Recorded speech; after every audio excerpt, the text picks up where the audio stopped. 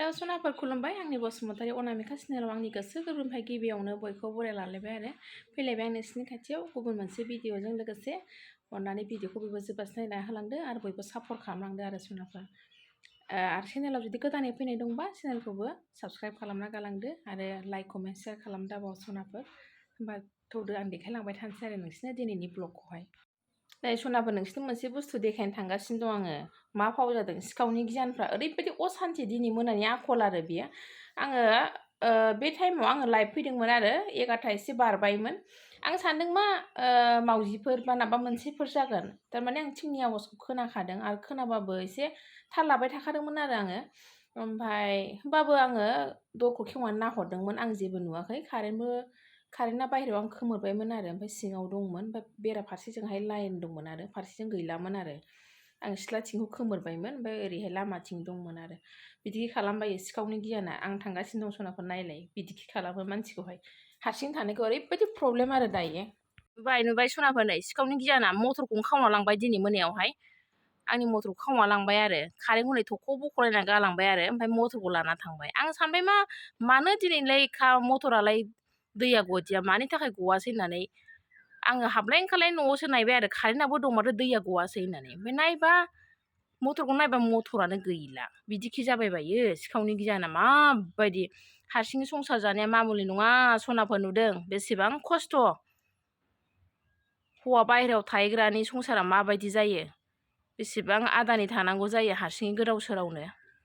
दा नोङो सिगाङावबो दंखला गोमाखांखाबाय आरो दंखलखौनो खावना लांदों मानसि थाबाबो खावना लाङो दै सनाफोर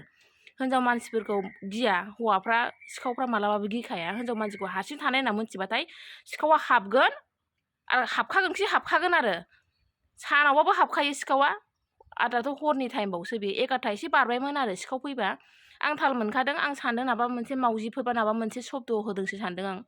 शब्दआबो एफा गोबारै नङा आरो ओरैनो फिसा फिसा शब्द होदों थिंनि शब्द आरो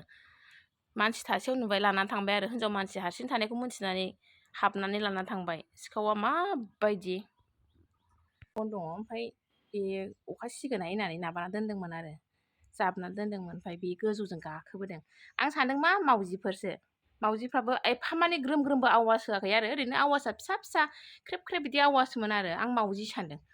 मावजिफ्राबो गाखोलाबायो नालाय मालाबा मावजिबो फैबाय थायोना आं सानदों मावजि आरो बिदि आरो नुबाय बेजों गाखोनानै फैनानै आजादि ओरै फैनानै नै बेजों ओरैहाय लानानै थांबाय आरो बे हाबबोनानै नै गोसोबायदि लानानै थांबाय माथो होनबावनो सनाफोर लांखानायखौलाय आरो माथो बुंनो हाबावनो दाथ' लानानै थांबाय साहा जानबाय आं नै सनाफोर एसे माथाफा एसे फ्रेस मोनथोंसै साहा लोंनोसै आं दायो साहा फुदुंबाय आं रागाबो जोंबाय दुखुबो मोनबाय आङो माथो खालामबावनो आरो हारसिंनि संसारा जेब्लायबो आलाय सिलाय जायो दुखु मोनथावसो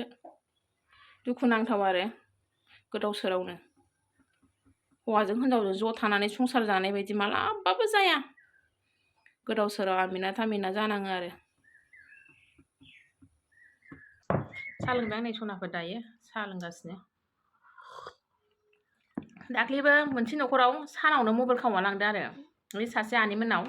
सानावनो मबाइलखौ खावना लांदों बयबो नुलायलायनाय सिखावा माबायदि